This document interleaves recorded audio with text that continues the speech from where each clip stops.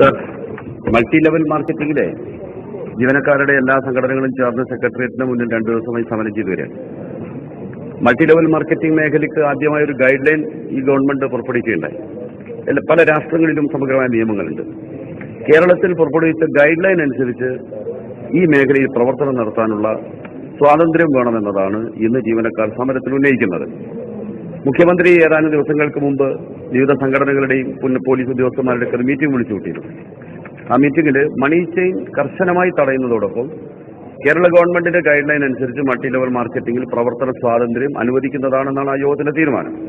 പരാതികൾ വന്നാൽ പരിശോധിക്കുന്നതിന് നോഡൽ ഓഫീസറായി ഇൻഡസ്ട്രീസ് ആൻഡ് കോമേഴ്സ് ഡിപ്പാർട്ട്മെന്റിന്റെ ഒരാളെ ചുമതലപ്പെടുത്തുമെന്ന് പറഞ്ഞു. പക്ഷേ ആ തീരുമാനപ്രകാരം കാര്യങ്ങൾ നടക്കുന്നില്ല. ബഹുമാനപ്പെട്ട ആഭ്യന്തരമന്ത്രിയോട് ശ്രദ്ധിക്കേണ്ടത്, പോലീസ് ഡിപ്പാർട്ട്മെന്റിലെ ദുരമൂത്ത ചില ഉദ്യോഗസ്ഥന്മാർ കേരളം മുഴുവൻ നടന്ന് ഈ മേഖലയിൽ പണപ്പിരിവ് നടത്തും. അതിന്റെ ഏറ്റവും വലിയ ആശാനാണ് Kozhikode crime branch police superintendent Valsan. ഇത് കർശനമായി തടയണം.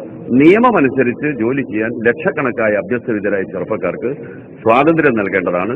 ഒരു സമഗ്രമായ നിയമവും ഈ കാര്യത്തിൽ ഉണ്ടാക്കാൻ ഗവൺമെന്റ് മുൻകൈയെടുക്കണം എന്നുകൂടി അഭ്യർത്ഥിക്കുകയാണ്. ബഹുമാനപ്പെട്ട മിനിസ്റ്റർ.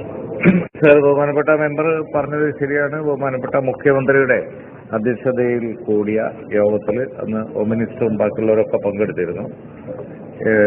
ഒരു നോഡൽ ഓഫീസറെ വെക്കാനും അതുപോലെ തന്നെ ഗൈഡ് ലൈനിൽ ഇപ്പോഴും ലൂപ്പോൾ ഉണ്ട്. അതുകൊണ്ട് ആവശ്യമാണെന്നുണ്ടെങ്കിൽ നിയമനിർമ്മാണം തന്നെ വേണോ എന്നാലോചിക്കാനുള്ള തീരുമാനം ഉണ്ടായിട്ടുണ്ട്.